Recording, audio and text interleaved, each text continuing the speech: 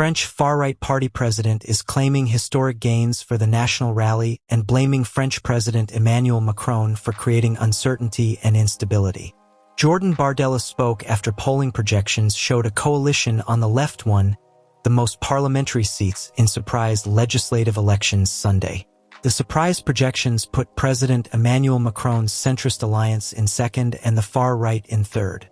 The lack of majority for any single alliance threatened to plunge France into political and economic turmoil. Final results are not expected until late Sunday or early Monday in the highly volatile snap election, which was called just 4 weeks ago in a huge gamble for Macron. The forecasts show that it has not paid off for the extremely unpopular president, whose alliance has lost control of parliament. Meanwhile, Marin Le Pen's far-right significantly boosted its number of seats, although it still fell well short of forecasts. Far-left leader Jean-Luc Mélenchon urged Macron to invite the leftist New Popular Front coalition to form a government, given projections that put it in the lead. The alliance, he said, is ready to govern. Leftist cheerleaders and applauders erupted at Stalingrad Square, Paris, when large-screen projections depicting the alliance's future appeared. Joyous shouts could also be heard in the eastern Parisian square of Republic, where individuals broke into uncontrollable hugs with complete strangers and cheered for many minutes when the projections came to life. The legislative elections in this nuclear-armed nation and major economy will influence the war in Ukraine, global diplomacy, and Europe's economic stability. If official tallies support the forecasts, it will be extremely unpredictable for the second biggest economy in the EU and a key pillar of the Union. With little assurance over Macron's potential prime ministerial partner, he may have to lead the nation alongside a prime minister who disagrees with the majority of his domestic policies. The polling projections are projections based on the actual vote count in select constituencies.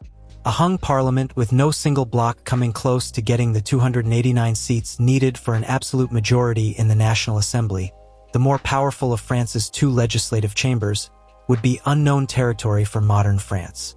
Unlike other countries in Europe that are more accustomed to coalition governments, France doesn't have a tradition of lawmakers from rival political camps coming together to form a working majority.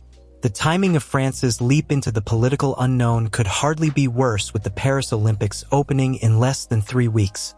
The country will be grappling with domestic instability when the eyes of the world are upon it.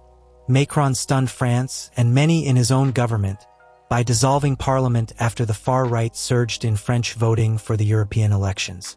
Macron said that France would have clarity if voters were returned to the polls.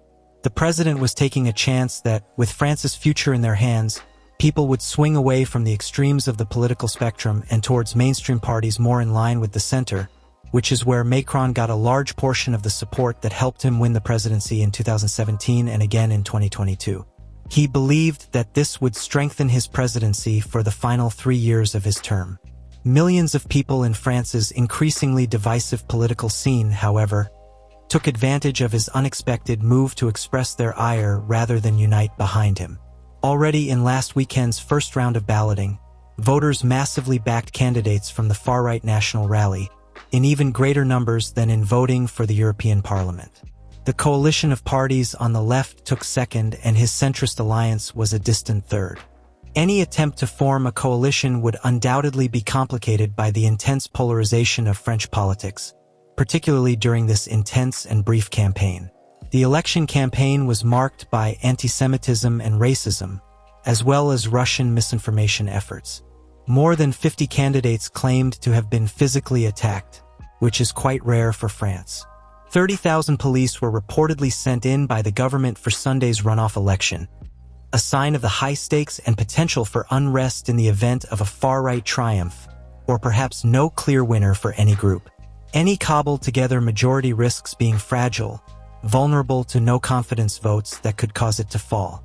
Extended unrest may prompt his opponents to propose that Macron serve out his whole second and last term. Barring that as a means of perhaps providing France with more clarity, the French constitution forbids him from dismissing parliament again within the following 12 months. Extended unrest may prompt his opponents to propose that Macron serve out his whole second and last term. barring that as a means of perhaps providing France with more clarity.